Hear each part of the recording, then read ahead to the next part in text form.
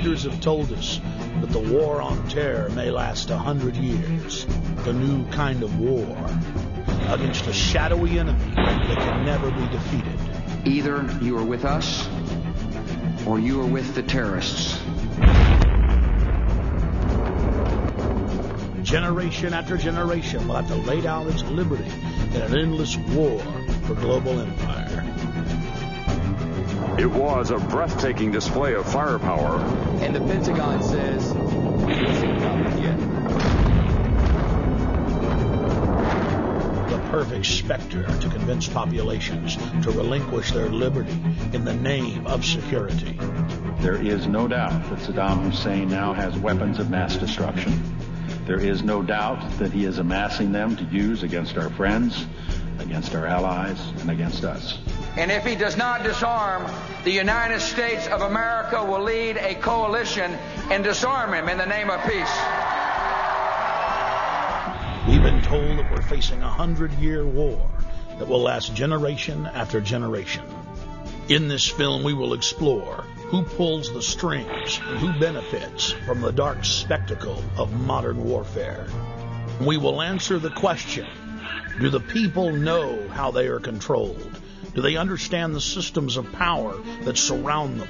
The modern propaganda machines of public relations that wash their brains and fill their minds full of ball games and mindless fluff. Is the population beginning to realize that governments throughout history have used the specter of fear to drive their populations into acquiescing to total tyranny? September 11th, national ID cards, Big Brother, the Iraq War, the 7/7 bombings in London, the invasion of Iran. How are they all interconnected? In previous films, we have focused predominantly on September 11th as the foundational event, the pretext for the current geopolitical structure. The smartest thing to do is pull it. And they made that decision to pull. And then we watched the building collapse.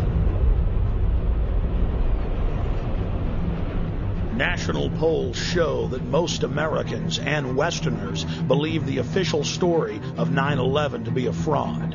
And a large part of that majority believes that 9/11 was an inside job. But the establishment press continues to contest any alternative view concerning 9/11.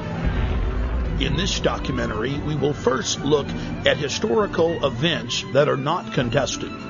Events where the fact of government-sponsored terror is not debated, but in fact openly admitted to by Western governments. There are literally hundreds of examples of government-sponsored terrorism in modern history, or what are known as false flag operations.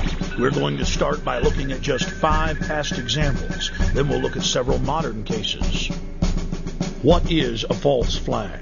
The encyclopedia definition reads, false flag operations are covert operations conducted by governments, corporations, or by other organizations which are designed to appear as if they were carried out by other entities. The name is derived from the military concept of flying false colors, that is, flying the flag of a country other than your own. There are many variants of false flag operations, but one of the most popular carried out by governments is to stage a terror attack or horrible criminal incident and then blame it on your political enemies.